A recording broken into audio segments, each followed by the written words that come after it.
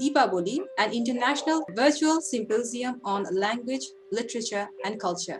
So, first segment is the language segment. Here we have two speakers. Our first speaker is Ms. Moshobi Mahanti. She will be talking about the death of languages. 21st February is celebrated as the International Mother Tongue Day throughout the world, and the whole world knows that why it is so important to us. I pay my tribute and respect to those martyrs for the cause of mother tongue. We all love our mother tongue, and nobody wants that his or her mother tongue dies. But most unfortunately, many languages die. Shmita Dey is an MA student of the Department of English at SKB University, India.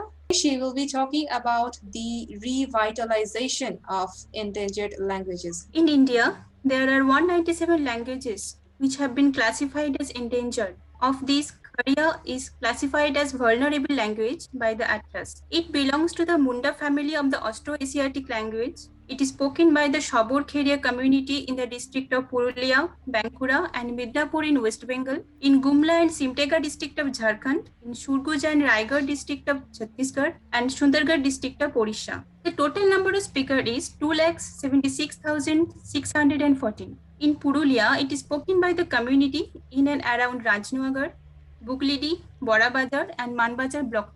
This paper will try to analyze the probable causes of the gradual extinction of the Kharia language. It will also try to focus on how some steps towards revitalization of the language are being undertaken by some members of the community. But now the question is how to prevent the death of a language and how to revitalize it. Several steps should be taken to protect the language from dying.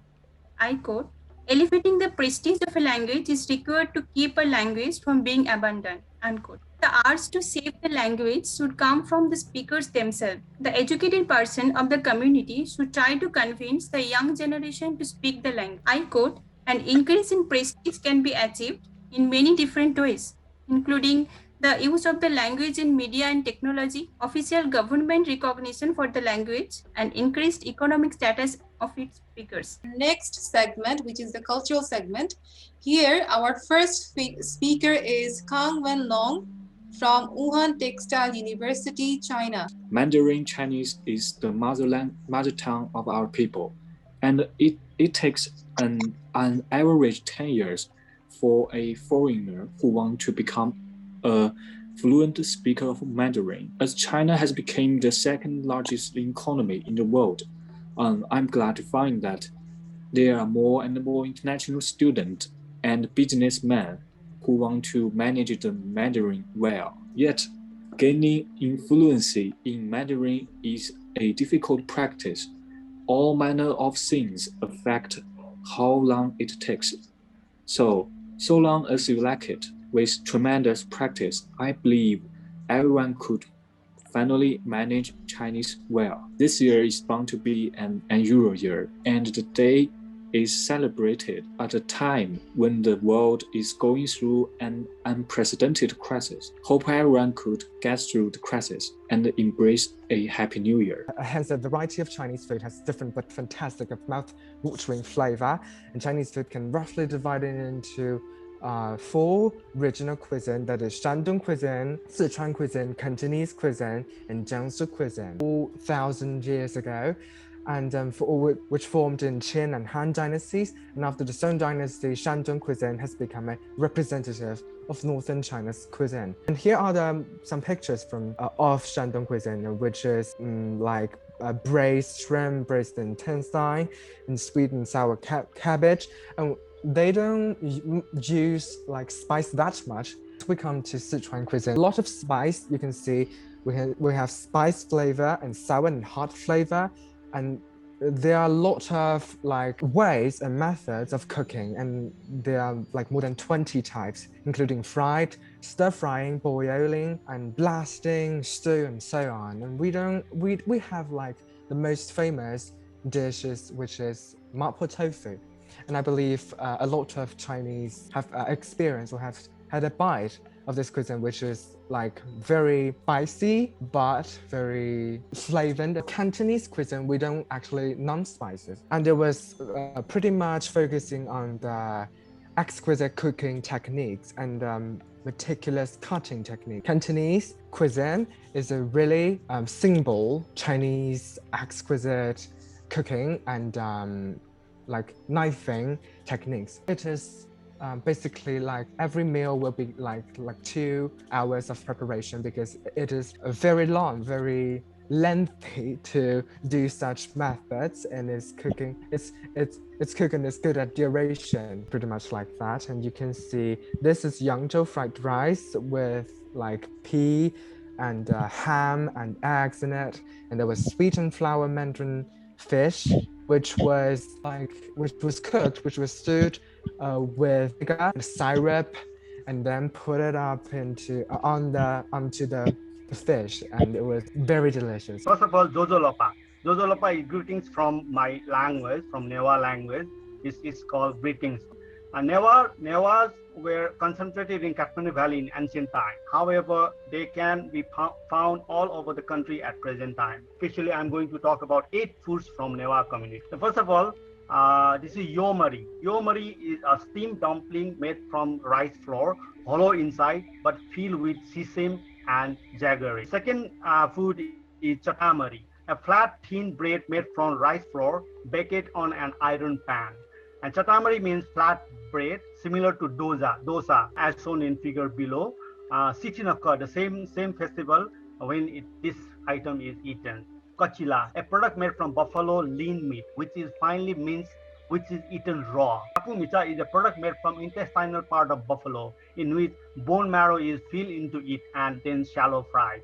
Mo is a fermented rice wine made from Tai chini rice. Tai chini rice is a kind of rice which has more starch content. Ela is watery white in color and pungent in taste. In Newa culture, at the end, Subha. Subha means thank you from my language.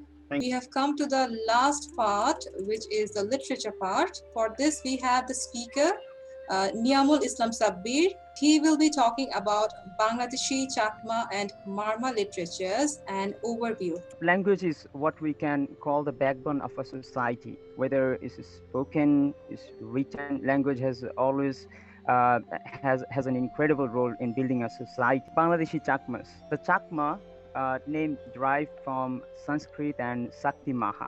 Chakma language is an Indo-Aryan language spoken by the Chakma people, and there are about 320,000 speakers of Chakma language in Bangladesh. There is the territory of the Chakma people. You can see in Chittagong Hill Tracts they basically live in. This ethnic group has been so prolific in producing almost every genre of literature, such as poetry, epic, play, songs, myths, hymns. The Marmas are usually known as Mogs or Mugs, and there are like 210,000 Marma people living here in Bangladesh. And if you see their territory, there are Khagrachuri, Kaptaimukh, Bandarban, Rangamati, Chittagong, and they're also in Patuakhali. There you see the alphabets. Okay, I'm going to come on alphabets after some time. So they have their own script, Marma people, and they speak a language which is almost identical that of Rakhine and Aing of Cox's Bazar, Hill districts in Bangladesh. And it is also assumed that the oldest alphabets in the Indian subcontinent is the Marma alphabets. There is a magic in their language that would sound so soft and poetic to anyone who hears it. All the speakers, they had presented very well. All the speakers, they have actually given us new areas to think. We are speaking on this day, 21st of February, the Martyrs' Day. So I pay my deepest tributes to the language martyrs of Bangladesh. And it is for their sacrifice that 21st February is observed as International Mother Language Day. It is your country, it is Bangladesh, who has actually taught the world how to fight for one's own mother tongue. We are all proud of our mother tongues. And nobody wants that his or her mother tongue would die. So on this auspicious day, let us also vow as we will not only protect and preserve our own mother tongue, but we will also take steps so that no language dies, as it is also the mother tongue of someone. We should think of it that we shouldn't, or rather, we should try to protect each and every language, because each and every language has its own speakers. On this day, let this be our pledge. I once again thank the authorities of Green University of Bangladesh, the authorities of Language Center. In my speech, I would like to cover two, three aspects.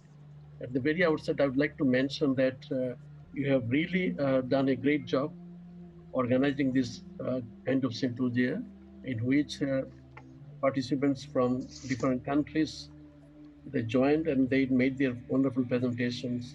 And at the very outset, I would like to say that our Professor Apurva Shah, who came from our university as Skide, thank you very much for joining with us. It was a wonderful opportunity for us to listening from you. And when I was listening from China, particularly Ken Wenlong and Austin Rhodes, it's remind me that most probably they might not know that I visited 3 times in Wuhan Textile University, and I remember the kind of hospitality that I received from them. So I believe that the kind of, when they're talking about their food in China, it was really gave me immense pleasure because I was exposed in different kind of foods when I was in China. And when I was listening from Susmita, particularly from India, Askide, and regarding revitalizing the language, it reminded me a lot of things that has been going on in Bangladesh and also in India. One thing that I would like to add when Sushmita was mentioning revitalizing, this reminds me the kind of statistic that you know that 43% of the estimated 6,000 languages presently spoken in the world are in danger.